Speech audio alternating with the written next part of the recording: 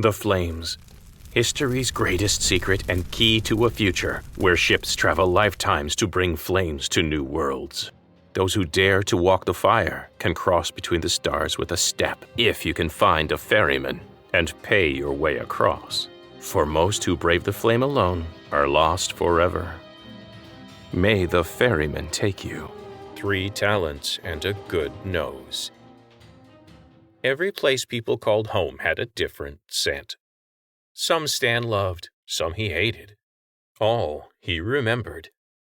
The coldest generation ship, the harshest planet's atmosphere, the sweetest smelling and most caustic of receptions.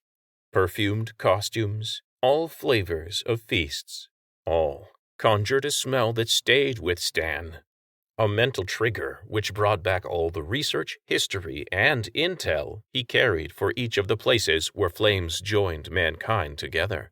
Oh, he'd never cop to it if you asked him, as many residents did in all the places he passed through. That would just be rude, and a faithful pilgrim of the Church of Flame would never be that. The events and his remembrances of each crossing, each world united by the grace of flame and ferryman, remained a secret he shared only with his betters in the church, either during his debriefs or after especially memorable journeys at a cindering.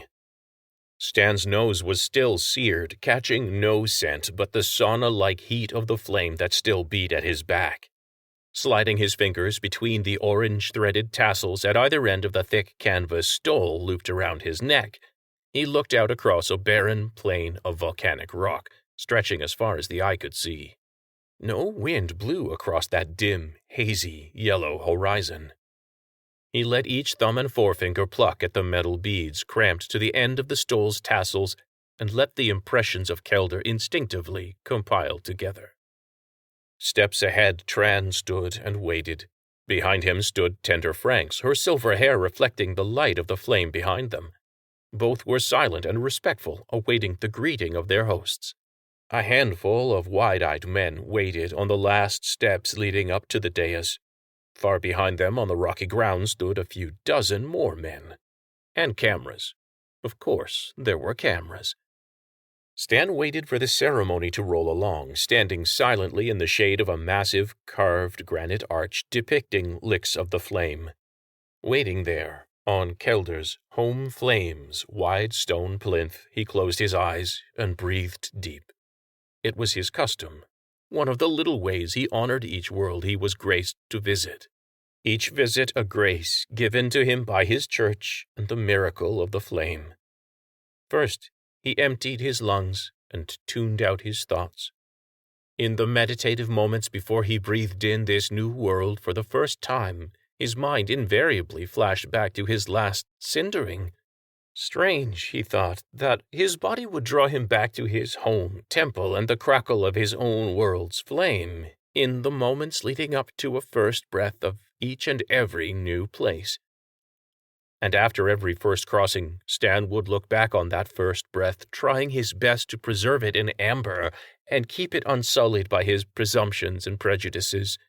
Perhaps it wasn't a surprise his little ritual always conjured up the stone sense of his home vestry, of the feel of the musty parchment collected by his hands but not yet marred by his confessions, shared then only with his superiors and confessors and not yet cast into the ceremonial flames, his duty having been first discharged to the databases of church intelligence.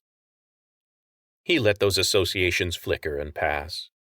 His lungs expanded, his nostrils flared, his senses reached out into yet another new world he had come to serve and to know, all for the grace of the church he loved so dearly.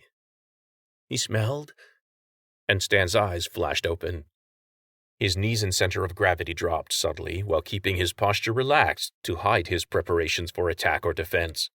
Taking slow, falsely casual steps closer to the ferryman and Tender, he sniffed again. He smelled nothing, and that turned him cold. "Welcome," called the slender man, clasping both ferryman Tran's hands now. Like Tender Franks, the man wore church robes, the arms and edges fringed with orange thread stitched to resemble flames. Unlike Frank's, the Kelder Poobah's robes had 3 thick black leather strips sewn roughly up both arms. Stan looked away from the exchange and let his eyes roam all around the rocky plain around him. Jaw dropped, but his interest stayed on the unusual greeting. Why was the old fart making glad hands with the ferryman and ignoring Frank's, the true representative of the church? The man knew as well as Stan did that the immortal ferryman stood apart from the church that was negotiating for its return to this lost world. There was danger here. He was sure of it. Again he ran his fingers along the orange flames embroidered in his stiff ceremonial stole and let his mind wander, hoping to catch, a scent of what was wrong. He couldn't sniff out the problem any more than he could a scent, but the klaxon in his head kept up its warning of something wrong just beyond his grasp. Following this world's church customs rooted in an earlier age, only a handful of men had come up to greet Tran and Franks. They still waited on the steps of the dais according to their rank, while now a second of their number climbed the rough-hewn stone steps.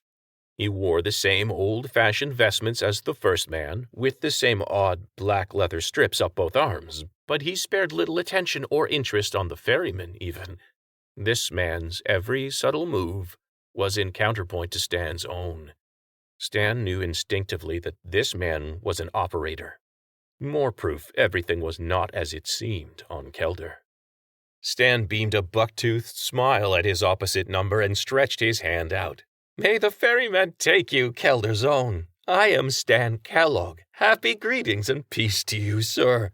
He meant the words literally as well as ceremonially. The church had shown him there was no room in a true beating heart for fear and spite. Stan had stood in defense of many a tender and ferryman over the years. He was good at it. Lethal, in fact, when that's what it took to get one of the church's assets out of harm's way. All heartfelt wishes aside. At 28 years, Stan's tall, awkward body over large nose and hands still mirrored their youthful, awkward counterparts.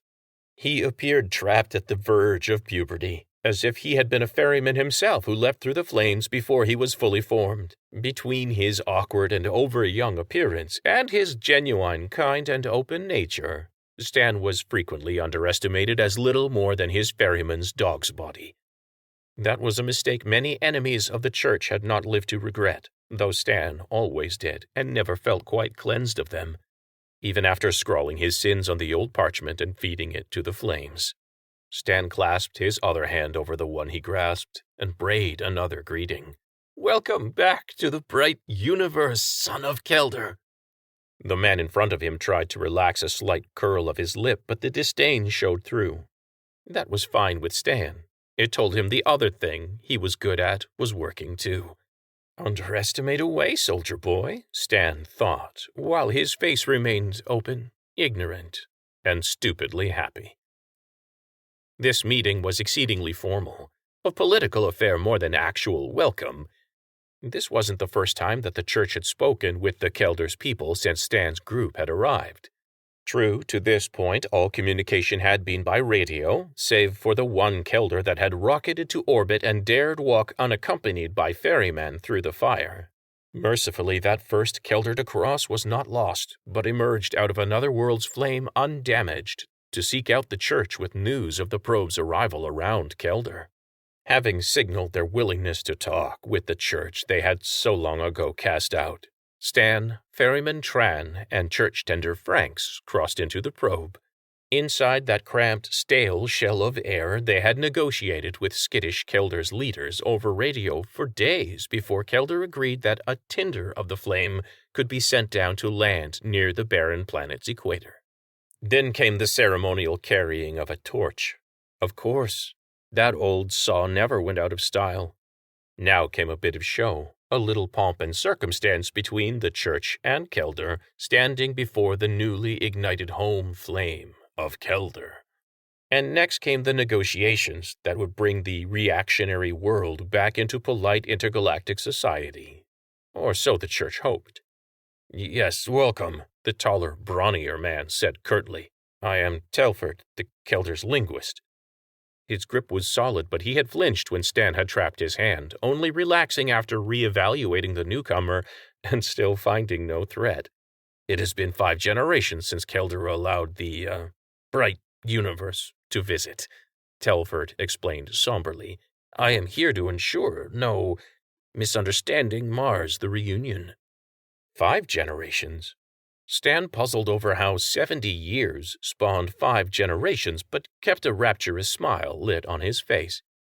Stan had been briefed on Kelder's history as one of the few worlds to snuff out a flame and turn their backs on the galaxy. He kept his focus on Telford. His cheeks bunched up with the force of his grin. His eyes twinkled as he leaned closer.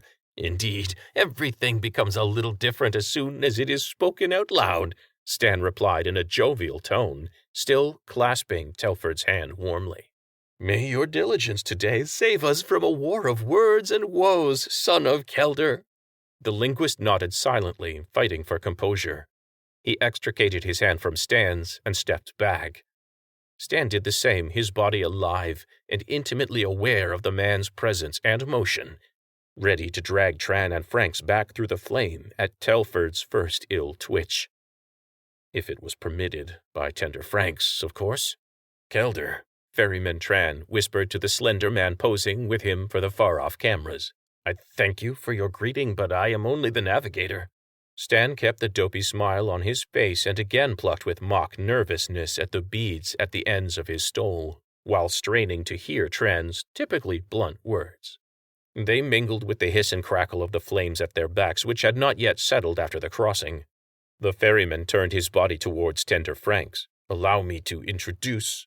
The Kelder put a hand on Tran's forearm before he could complete the gesture, which he hid from the cameras with his own body.